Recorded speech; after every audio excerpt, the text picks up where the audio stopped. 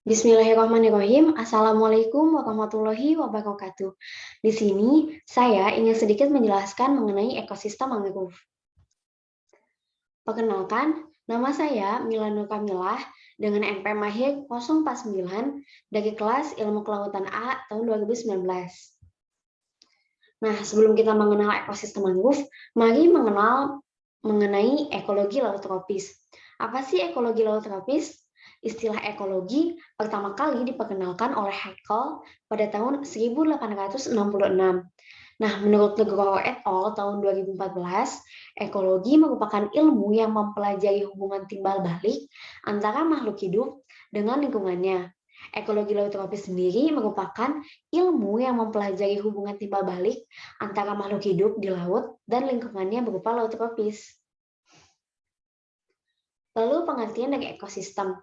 Ekosistem berdasarkan Campbell dan Neal tahun 2009, dalam Erawati dan Kahono tahun 2010, adalah interaksi antara organisme hidup, non-biotik, dan komponen fisik yang saling berinteraksi dalam suatu lingkungan biologi.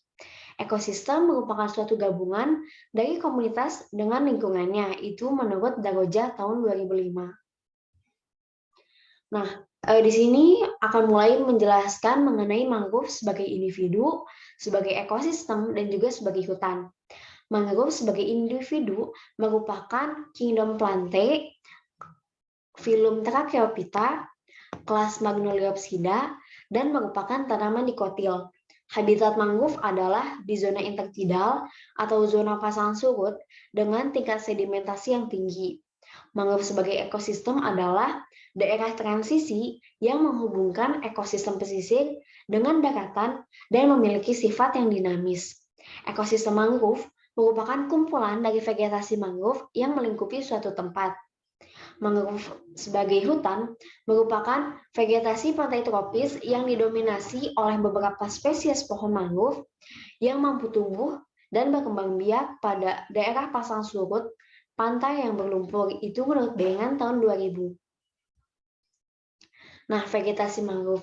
Seperti yang kita ketahui, mangrove itu terbagi 3. Yang pertama ada mangrove mayor, yang kedua ada mangrove minor, dan yang ketiga ada mangrove asosiasi. Mangrove mayor merupakan mangrove yang membentuk tegakan murni. Contohnya adalah Rhizopora, Avicennia, Bruguera, dan juga Soneratia. Kalau mangrove minor merupakan mangrove yang tidak membentuk suatu tegakan murni. Contohnya ada Excoecaria agalocha, Psilocarpus granatum, dan juga Pempis acidula.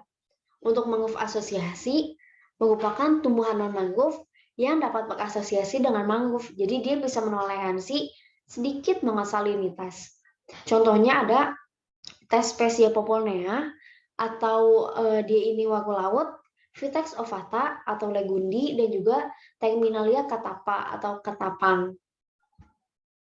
Nah, habitat dari mangrove sendiri, mangrove ini tuh bisa ditemukan di beragam tempat.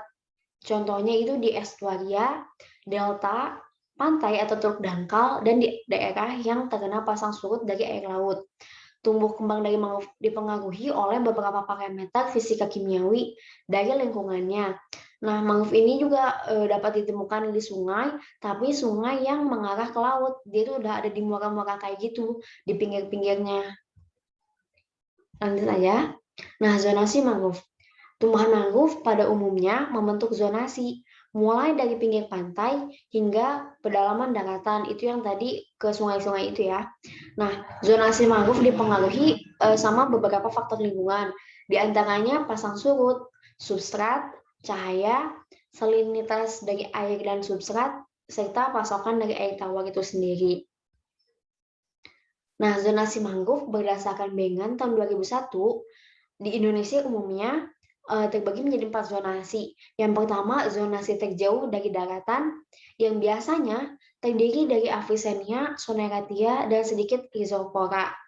Ini karakteristik lingkungannya itu tanahnya bertekstur agak lembek, kedalamannya cenderung dangkal, substrat berpasir, dan zat hara rendah. Jangan lupa, karena dia ini paling dekat dengan lautan, dia ini memiliki tingkat toleransi salinitas yang sangat tinggi. Lalu di zona kedua, biasanya terdiri dari Rhizopora, dan terletak di belakang zona terluar yang tadi. Dia juga di zona 2 ini Rhizopora itu berasosiasi sama Bruguera. Karakteristik lingkungannya itu tanahnya bertekstur lembek dan cenderung dalam. Selanjutnya ada zona ketiga, ini biasanya terdiri dari Bruguera yang terletak di belakang zona dari Rhizopora tadi yang zona kedua. Tekstur tanahnya ini sedikit agak keras, lebih dekat ke daratan dan berasosiasi dengan mangrove jenis lainnya.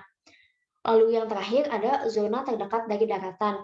Ini biasanya terdiri dari Nympha fruticans. Kadar salinitasnya ini sangat rendah dibandingkan zona lainnya. Tanahnya bertekstur keras, terus nggak terlalu dipengaruhi oleh pasang surut air laut, dan umumnya berada di tepi sungai dekat laut. Nah, ini kalau menurut Bengen ini gambarnya seperti ini. Yang paling depan ini adalah dari jenis Avicennia atau Soneratia, lalu dilanjut dengan jenis Rhizopora, lalu dilanjut lagi di belakang Rhizopora itu ada zona Rhizopora yang berasosiasi sama Bruguera. Lalu tambah ke belakang ini ada Bruguera, dan paling belakang ini ada Nympha fruticans. Nah, setelah Nympha fruticans, baru di belakangnya ada vegetasi non-mangrove lainnya, yang kayak gitu.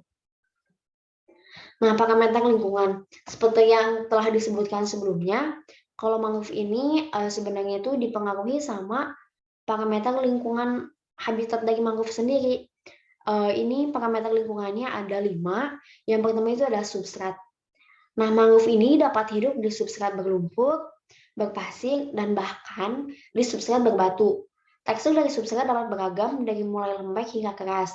Nah, mangrove dengan substrat berbatu ini ditemukan di wilayah timur Indonesia. Lalu yang kedua, berdasarkan salinitasnya, batas toleransi kadar salinitas dari mangrove adalah sebesar 10-20 ppm. Namun, di beberapa lokasi ditemukan jenis mangrove yang mampu bertahan dengan kadar salinitas mencapai 36 ppm. Selanjutnya ada kandungan oksigen terlarut atau dissolved oksigen. Nah, semakin dangkal suatu perairan, maka dapat dianalogikan bahwa semakin tingginya kadar oksigen terlarut. Nah, si mangrove ini memerlukan oksigen untuk melakukan fotosintesis, sehingga pada kedalaman yang lebih dalam daripada 1 meter atau 2 meter itu mangrove ini nggak dapat hidup gitu, karena kekurangan si kadar oksigen kayak gitu. Lalu ada derajat keasaman. Nah, kandungan pH air pada hutan mangrove umumnya berkisar antara 8 sampai 9. Itu menurut Winano tahun 1996. Namun nggak jarang juga ditemukan pH dari ekosistem mangrove itu antara 7 sampai 8, atau bahkan ada yang asam. Itu menandakan si lingkungannya itu kurang baik kayak gitu ya. Lalu suhu. Nah, suhu optimum bagi pertumbuhan mangrove ini adalah di zona tropis kita ini, pada kisaran 27 hingga 36 derajat Celcius. Lalu apa aja sih fungsi dari ekosistem mangrove? Nah, si ekosistem mangrove ini memiliki beragam fungsi, baik fungsi ekologis hingga fungsi sosial ekonomi. Langsung aja, apa sih fungsi ekologis dari mangrove? Nah, berdasarkan Setiawan tahun 2013, fungsi ekologis dari mangrove adalah tempat mencari makan, tempat memijah, tempat berkembang biak, habitat dari berbagai jenis ikan, udang, kerang, dan biota laut lainnya, lalu pelindung alami dari gelombang atau untuk mencegah abrasi, dia tuh berperan sebagai pemecah gelombang, terus dia juga berperan sebagai perangkap sedimen, dan juga sebagai penyerap emisi karbon di atmosfer. Bahkan kabarnya mangrove ini dan lautan itu tuh mampu menyerap emisi karbon di atmosfer lebih banyak dibandingkan dengan pohon konvensional yang ada di daratan kayak gitu ya. Selanjutnya ada fungsi sosial ekonomis. Ini banyak banget fungsi sosial ekonomis dari mangrove itu sendiri. Yang pertama dari sisi ekonomisnya ini, mangrove dapat dijadikan kayu bakar, dapat dijadikan bahan bangunan, dapat dijadikan zat pewarna, ini di batangnya ya, karena di batangnya ini mengandung zat tanin yang dapat mewarnai sesuatu. Contoh dari penggunaan zat pewarna ini adalah dia ini dapat digunakan sebagai pewarna batik, kayak gitu, batik mangrove. lalu dapat menjadi bahan baku pembuatan kertas juga. Kemudian ada sebagai bahan baku kopi, obat, teh, dan juga makanan seperti wajit, dodol, ataupun gepuk. Nah, kalau dari sisi sosialnya, mangrove ini memiliki fungsi sebagai tempat ekowisata. Dan dari mana? Kalau dari ekowisata ini, itu dapat mampu menambah sumber pendapatan daerah dan juga menambah pendapatan dari warga sekitar dari ekosistem mangrove itu sendiri. Lanjut, ini ada ke metode pengamatan. Ini metode pengamatan itu ada metode petak dan juga metode non-petak. Ini yang pertama ada metode petak yang terdiri dari kuadrat, jalur atau transek, garis berpetak atau line plot, dan juga jalur garis berpetak atau transek line plot. Kalau kuadrat ini tuh dia tuh menggunakan kuadrat berbagai ukuran, dari mulai ukuran 1x1 untuk semai, 5x5 meter untuk pancang, dan 10x10 meter untuk pohon. Kalau jalur ini adalah dia itu metode pengamatannya itu menggunakan acuan satu jalur melintang dari lahan mangrove yang akan diteliti. Kalau garis berpetak, dia itu menggunakan satu garis melintang lahan pohon sebagai acuan, kemudian dibikin petak-petak sepanjang jalur, dan jarak antar petaknya itu adalah sebanyak satu petak. Jadi satu petak ini ada, terus kosong, baru ada lagi kayak gitu ya, berseling. Nah, selanjutnya ada jalur garis berpetak atau TLP. Ini kombinasi antara yang metode transek dan juga metode line plot. Selanjutnya ini metode pengamatan non petak, ada bitter leach yang menggunakan tongkat ukur bitter leach yang panjangnya 66 cm dan di ujungnya terdapat petak berukuran 2x2 meter. Lalu ada titik terpusat, kemudian ada random pierce dan juga line intercept, dan terakhir ada point intercept. Kayak gitu. Kalau titik terpusat itu adalah dia itu pengamatannya itu dari yang diambil itu berupa frekuensi, densitas, dan dominasi dari ekosistem mangrove itu sendiri. Kalau random pierce dia itu memilih individu yang akan diteliti secara acak atau beraturan. Dan kalau line intercept, dia itu adalah diambil satu titik acuan, kemudian dari titik itu dibikin garis transek yang memanjang sesuai dengan kebutuhan. Nah, yang terakhir ini ada point intercept, dilakukan untuk mengetahui barisan tutupan substrat dasar secara acak dengan intervalnya 50 cm.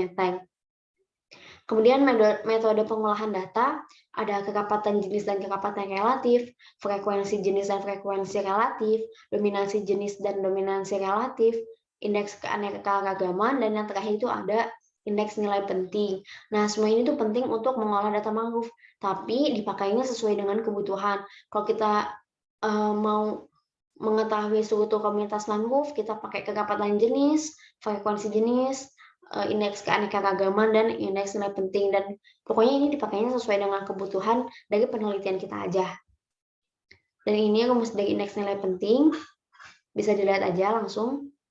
Nah, ini aku mengambil sedikit contoh kasus, yaitu dampak aktivitas antropogenik terhadap degradasi hutan mangrove di Indonesia. Nah, dari berbagai pustaka nih, ditemukan bahwa mangrove di Indonesia ini mengalami degradasi akibat aktivitas antropogenik.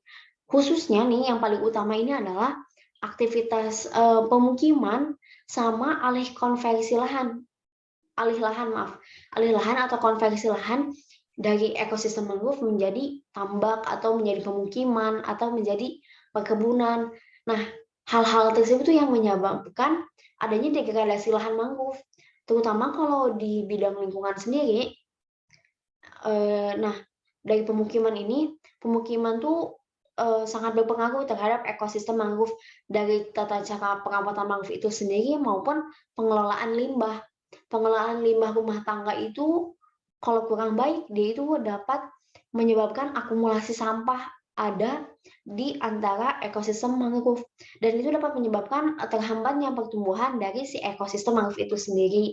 Mangrove-nya bakalan kurang rapat, mangrove-nya itu bakalan kurang sehat, dan lain-lain. Nah, mungkin cukup sekian penjelasan dari saya. Thank you very much for your attention. Mari jaga hutan mangrove di Indonesia dengan memulainya dari membuang sampah pada tempatnya. Jadi jangan buang sampah sembarangan ya. Apalagi jangan kita sampai berpikir kalau kita yang ada di daratan ini, nggak bakalan lah mencemari lautan, nggak, it's a big no. Karena, sampah-sampah itu tuh misalnya kita buang sampah kemana aja ya sembarangan, dia bakal mengalir ke laut, dan di laut ini dia bakal terakumulasi di antara ekosistem mangrove ataupun mencemari laut itu sendiri, kayak gitu. Nah, ini merupakan referensi yang saya gunakan dalam penyusunan materi ini. Terima kasih atas, perhatiannya. Wassalamualaikum warahmatullahi wabarakatuh.